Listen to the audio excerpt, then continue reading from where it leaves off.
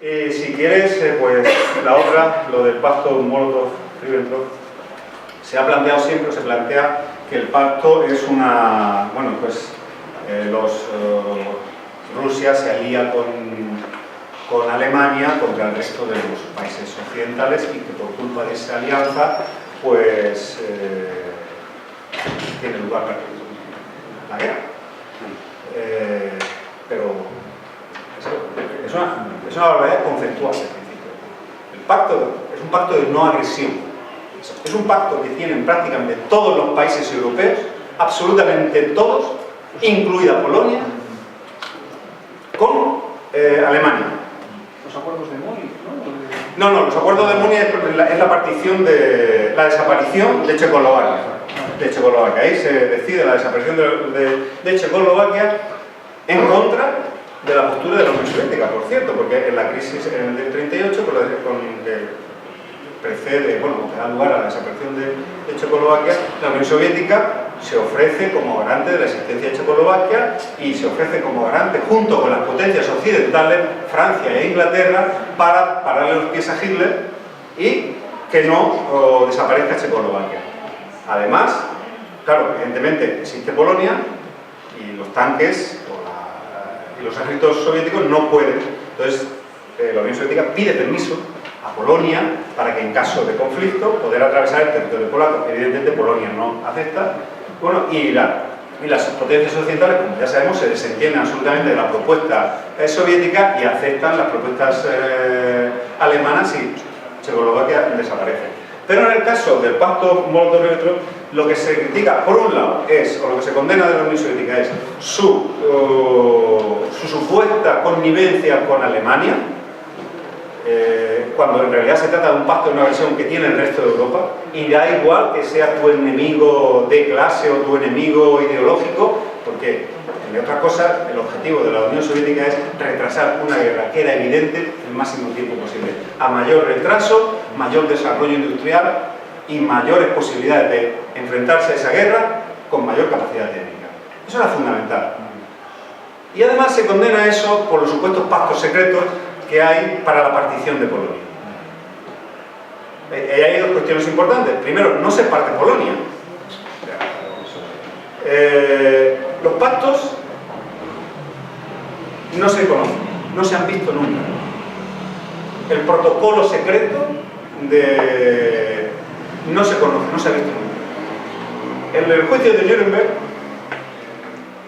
no recuerdo exactamente, es un cargo medio de los alemanes, del partido nazi, del Estado alemán,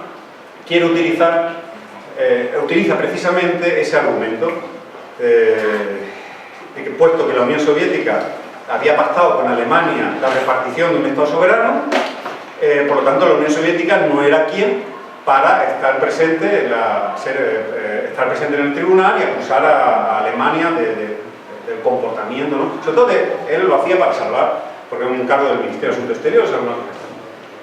Y entonces, a partir de ese momento, aparece en Estados Unidos, en una ciudad del interior de Estados Unidos, en una revista, aparece publicado una traducción de una copia, de una supuesta copia del protocolo secreto de ese pacto.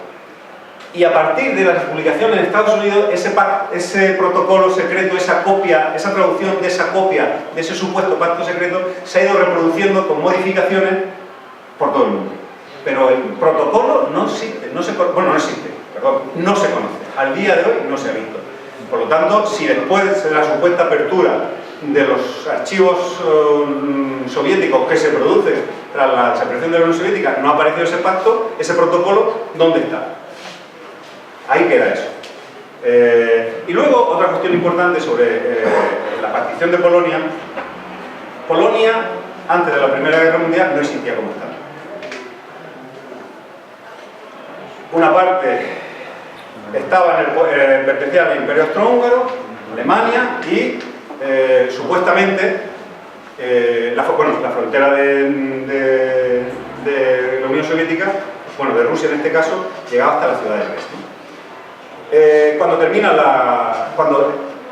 la Unión Soviética firma ya, o Rusia en este caso, la Rusia soviética firma la paz de Brest, una de las condiciones draconianas que le pone a Alemania es la ocupación de amplios territorios de la Rusia soviética, ¿no? Los alemanes lo ocupan, pero por poco tiempo, porque ese pacto, esa paz se firma a principios del 18 y a finales del 18 Alemania se rinde ante las potencias occidentales y se produce el caos en sus territorios.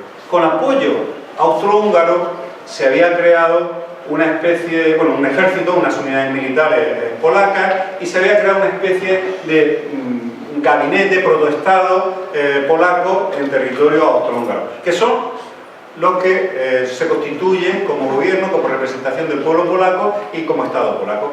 Y en la crisis, en el vacío de poder que hay en ese momento, de los países de la Entente ocupan amplios territorios de la Rusia soviética. El gobierno soviético lo que hace es que se pone, ya existía en la práctica de la Unión Soviética, pues el 21, no me acuerdo exactamente, pero no importa. Entra en guerra con Polonia, pero Polonia, con el apoyo occidental, derrota precisamente en las puertas de Varsovia, derrota al Ejército Rojo, se produce una retirada del Ejército Rojo y da lugar a la firma de la paz de Riga, en el final del 21, el 21.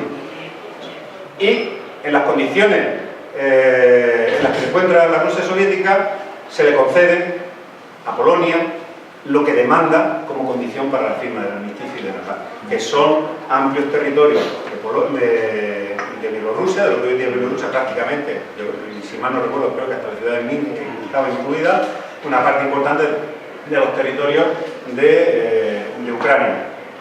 En el año 39, cuando Alemania invade a Polonia, cuando se produce la desaparición del Estado polaco, es decir, cuando el gobierno polaco y el jefe de Estado polaco ha abandonado el territorio polaco por la frontera con Rumanía, en ese momento, cuando ya no existe el Estado polaco, es cuando la Unión Soviética cruza sus fronteras que tenía establecidas con Polonia y avanza hasta la línea, se llama la línea de Curzon, que era la línea que las potencias occidentales habían recomendado por la delimitación étnica que había como la frontera realmente menos conflictiva y posible entre Polonia y Rusia.